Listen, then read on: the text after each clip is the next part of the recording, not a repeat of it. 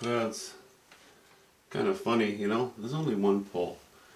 It certainly performs a function in the composition, but didn't have to be too complicated. But the colors I used on it were, oh, a hint of ultramarine blue, cobalt blue, raw umber, yellow ochre, and alizarin crimson, and white, just for this stroke. The fence, which is significant, well, probably in a way more significant to the structure than this is, I just used burnt sienna and titanium white. Anyway, so I go sometimes. You know, it almost looks as though I could have just used raw umber and a bit of yellow ochre and white, but once the thing is done, there is a richness to using more different colors, as long as you don't overmix them. That's my story, and I'm sticking to it. So I got this, might be using a bit of a large brush for what I'm doing here, but I got this big brush dirty. And you know, it was purely an accident, but seeing as it is dirty, why don't we lay some colors on here? Let's start with that roof.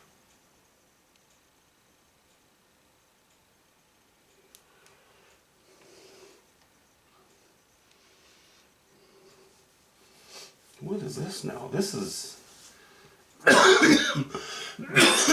this is burnt sienna, yellow ochre, cad yellow deep,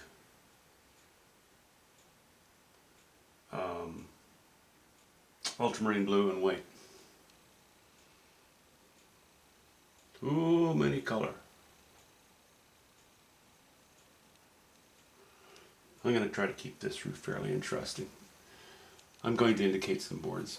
Not every little splinter of wood, but to some degree a bit of that, because, well, it's the feature, you know, it's the star of the show, so we may as well keep it interesting if we can.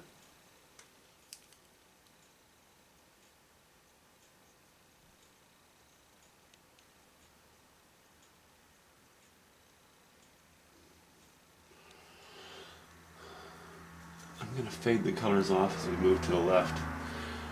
I think probably if you were to draw a diagonal line through it, through this shed, the upper right side of the diagonal line will be higher value, higher chroma than the lower left. Both will be fairly high. This side will be a little higher. That's the plan.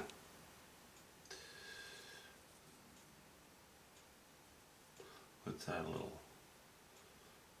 little bit of ultramarine blue to that. And I'll put a hint of alizarin crimson.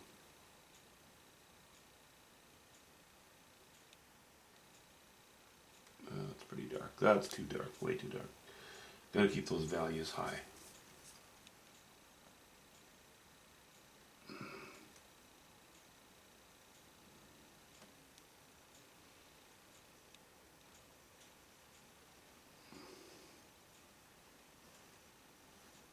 Some detail, not too much detail. That is what we're after.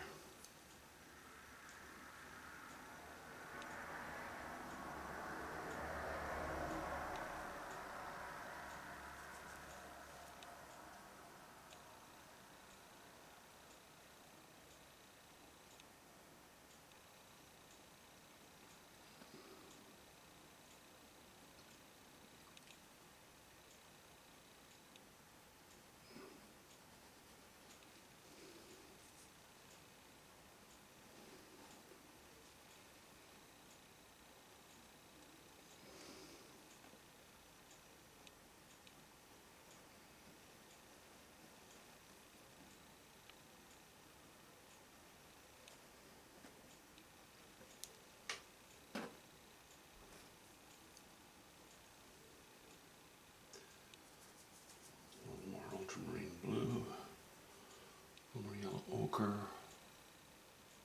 That's too green. Yeah, it's too green. For the moment, we're not going to worry about it. For the moment, it's just fine.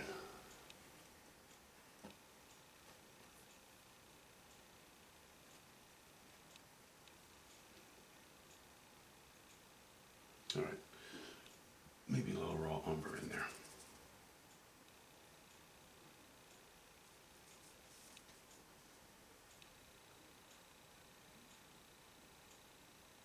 Let's get back over here.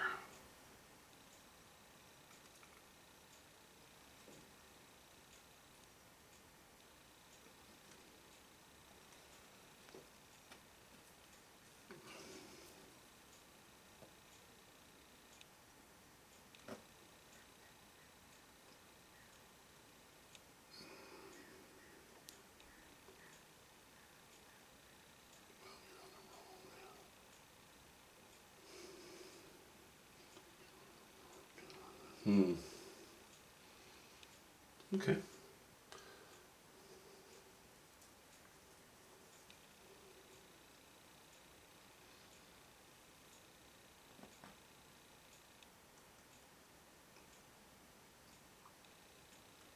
Every stroke, every board a bit of a different color, you know? I just like that. I like that notion.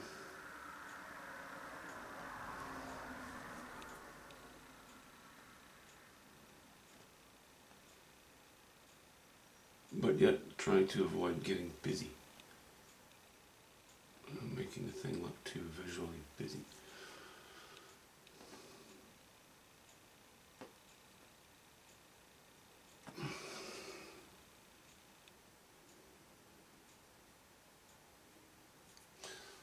Okay. Maybe we'll dip into a warmer gray here for the back end of it. A little more raw umber. And a hint of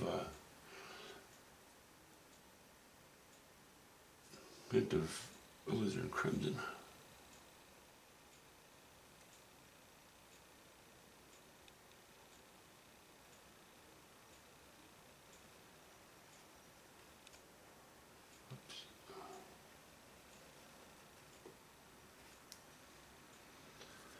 Oops.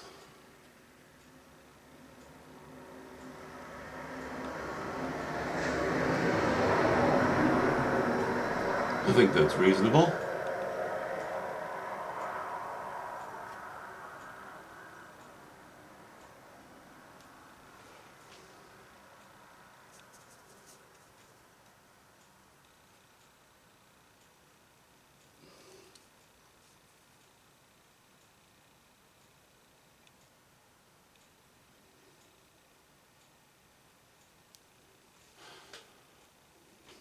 Okay. So far, so good. I think. I'm hoping. Alright, I'm going to leave a crack here. I'm going to let some rafters show. Because the board on the bottom of this shed has come loose and it's drooping a fair bit. Well, I guess you can see that already. So let's just keep Mr. Droopy happy here.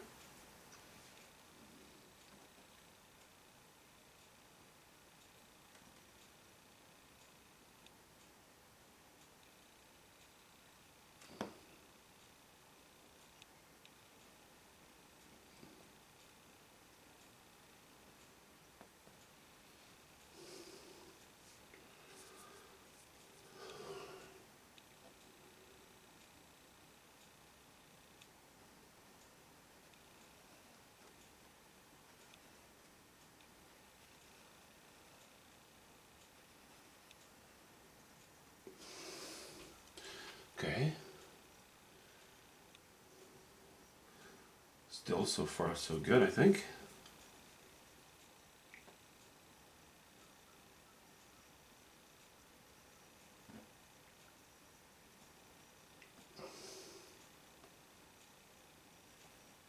Now it's become two boards.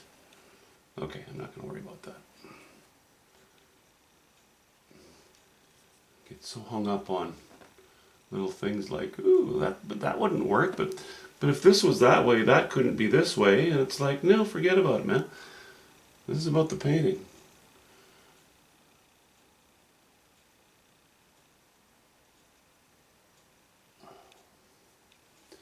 Okay, let's put a little higher value on that. We can certainly afford to.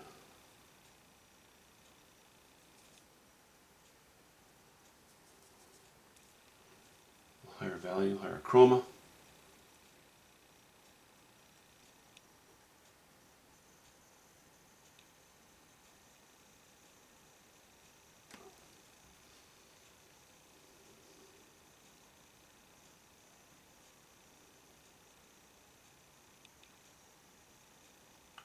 Yeah. Yeah, we'll bring it right back to there for sure.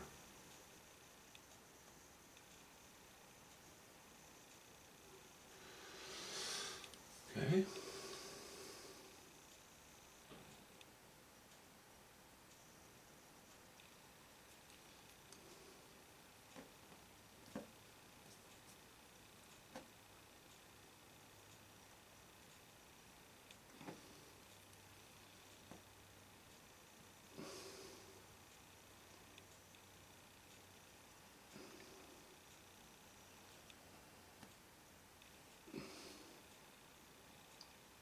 Yeah, we can afford to raise that value a little bit, can't we?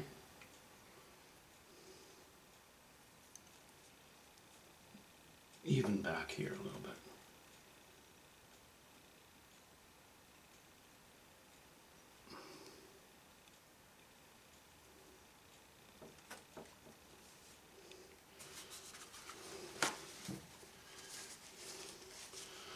We don't want the light to just stop here. We want it to fade away, fade down a little bit. Okay. Yep, that's all right. I could go in with a different color again. I don't think I will. I think that what I'm going to do is, well, this is a slightly different color, but I think what I'm going to do is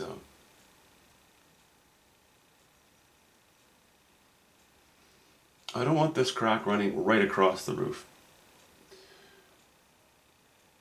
We are not. We are not amused. So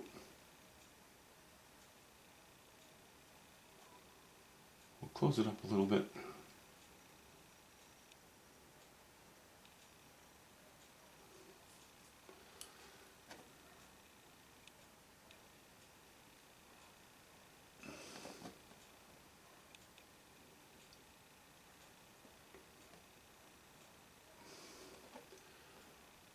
And end it about there. Okay, with another little hole there on the other side. I think that's going to work. Okay. Roof roughly painted in. Now let's go back to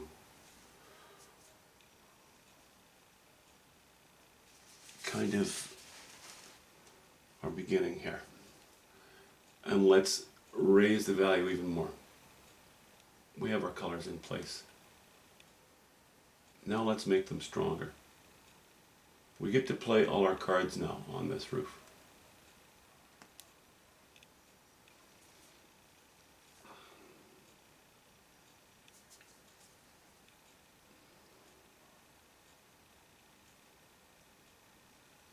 Got enough information on it that it doesn't bother me at all now to go the highest value that I can, or that the roof will be getting, put it that way. I could go higher value, I'm not sure I want to though. Okay, one more little shot here at the top.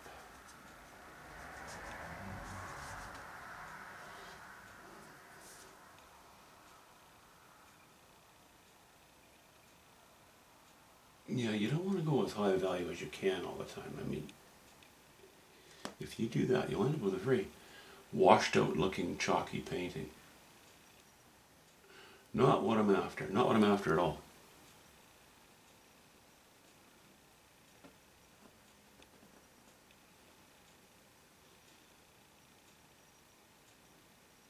You know, unless it's in the Arizona desert somewhere. when you have really intense sun everywhere. It's not a look I'm crazy about.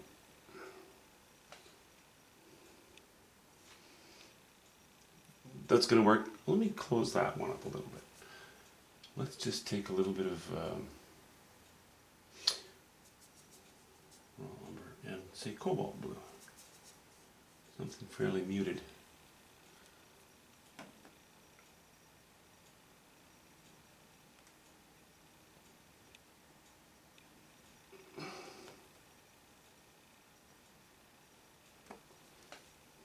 Okay.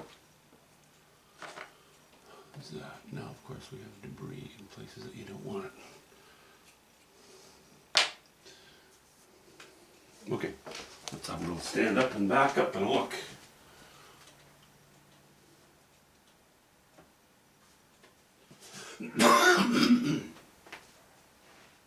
Yeah, I think we're okay. You know, if I need to do more, I'll do more, but I'm not seeing, you know, aside from painting the hatch in and laying in a couple of rafters, and I'm going to use this smaller brush for that. I have to clean it out first. So, not a big area, just a few boards, but they include cobalt blue, ultramarine blue, raw umber, alizarin crimson, burnt sienna, yellow ochre, and white. Now, if you were to mix those all together and just paint it in, you'd have a heck of a boring space there. But, you know, leave some lines in some interesting places and vary the amounts that you have in each stroke.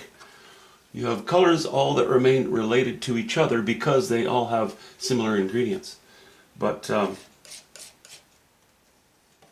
you also have variety.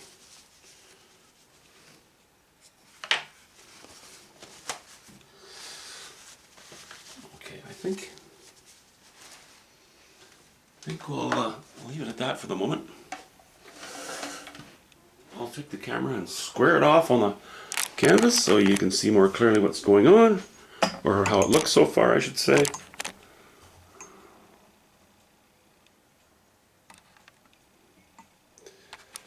You know what, I'll even zoom in a couple of spots here because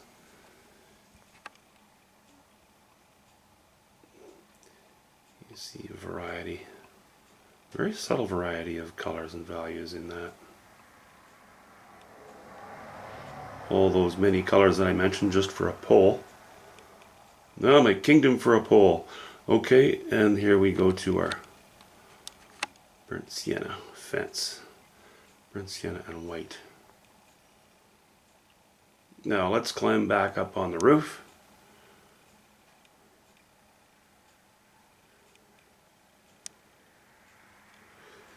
Again, I really, you know, this is a big reason I like working on canvas, because I just love the warp and weft showing with brushwork, at least. You know, I like that to stand out. It gives it a nice texture. It's keeps things broken up, especially with my the cartoony style of this one with the brushwork. It keeps it a little rougher, not too clean. Just because of that under texture. Okay, that's where we're at for the moment. We'll talk to you soon, guys.